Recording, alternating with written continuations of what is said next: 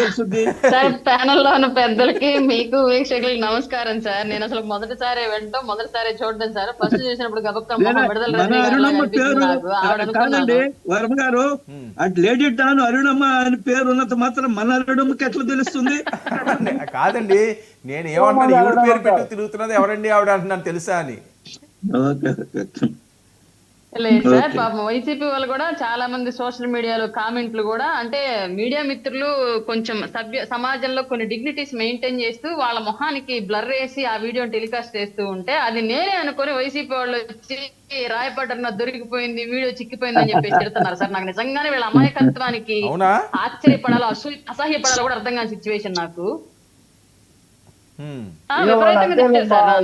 Tag చేసి నీ లీలలు బయటపడ్డ ఇదిగో తిడుతుంటే నాకు నవ్వు వచ్చింది. వీడియో మీ పార్టీ ఆవిడ ఒక పక్క వీడియో న్యూస్ ఛానల్ గగ్గోలు పెడుతుంటే మీరు మళ్ళీ నన్ను అంటే ఎంత దారుణం, ఎంత అమాయకంగా ఉన్నారు. ఆవిడెవరో తెలియదు సార్. అసలు ఆవిడకి ఎందుకు అంత స్థాయిలో గ్లోబల్ ప్రచారం జరుగుతోందో ఒక వైసీపీ నాయకురాలనైతే జరిగినటువంటి ఆ ఫొటోస్ ఇవన్నీ చూస్తూ ఉంటే అర్థం అవుతుంది. మేబీ అక్కడ ఆవిడకి ఏమైనా సభ్యత్వం గట్రా పార్టీలో ఉంది లేదని మనకు తెలియదు. ఏదో దిశ యాక్ట్ ద్వారా పబ్లిక్ సర్వీస్ చేస్తూ బయటకు వచ్చిందని చెప్పేసి తెలిసిన విషయము. కానీ ఈవిడ ఫ్యాంటసీ అంటే నాకు అర్థం కాలేదు.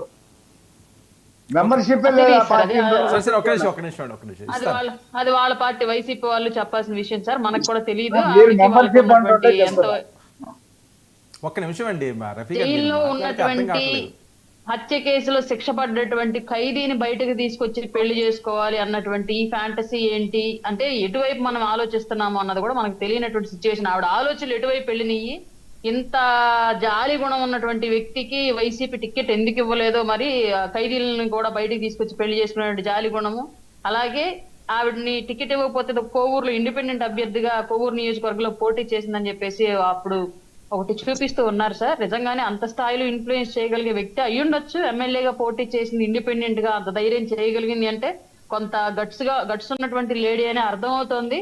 కానీ ఇక్కడ ఉన్నటువంటి సమస్య ఏంటంటే మేము ఈ సంవత్సర కాలంగా ఒకటి చెప్తా ఉన్నాం, ఇప్పటికి కూడా అదే చెప్తా ఉన్నాం. ఇప్పటికి కూడా ప్రభుత్వ వ్యవస్థల్లో జగన్ గారి మనుషులు ఇప్పటికీ ఉన్నారు. కూటమికి వ్యతిరేకంగా జగన్ గారికి అనుకూలంగా పనిచేసే వాళ్ళు ఉన్నారు ఇప్పటికి కూడా అని చెప్పేసి మేము రోజు గగ్గోలు పెడుతూనే ఉన్నాము. ఆ విషయం మళ్ళీ ఈ సంఘటన మూలంగా ఇంకొకసారి నిజం అని చెప్పేసి నిరూపణ అయ్యింది.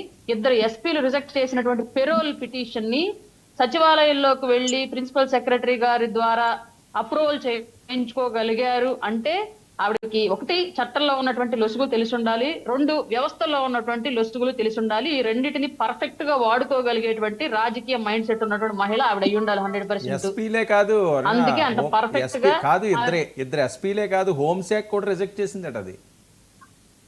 అవునండి, అదే అంటోంది. ఆవిడ ఏ స్థాయిలో లాబింగ్ ఉపయోగించగలిగి ఉంటే అంతర్గతంగా ఇద్దరు ఎస్పీలు హోంశాఖ రిజెక్ట్ చేసినటువంటి ఒక పెరోల్ పిటిషన్ ఆవిడ అప్రూవల్ చేయించుకొని ఆ వ్యక్తిని బయటకు తీసుకొచ్చుకోగలిగిందంటే it's not an easy matter. ఈ విషయం మాత్రం మంత్రి కొడుకున్నాడట, ఆయనకి డబ్బులు ఇచ్చారని చెప్తున్నది ఆవిడ. సార్ ఇవన్నీ ఇంకా ఒకటి బయటకు వచ్చిన తర్వాత కొన్ని నిజాలు వస్తాయి. 30% నిజాలు ఉంటే 70% కల్పితాలు వస్తూ ఉంటే మరి అవన్నీ నిజాలా అబద్ధాలు అనేవి దానికి ఇన్వెస్టిగేషన్ టీమ్ ఒకదాన్ని ఏర్పాటు చేస్తే ఆ టీం తేల్చాల్సిన అంశాలు సార్. కొంచెం ఎవరో కొంచెం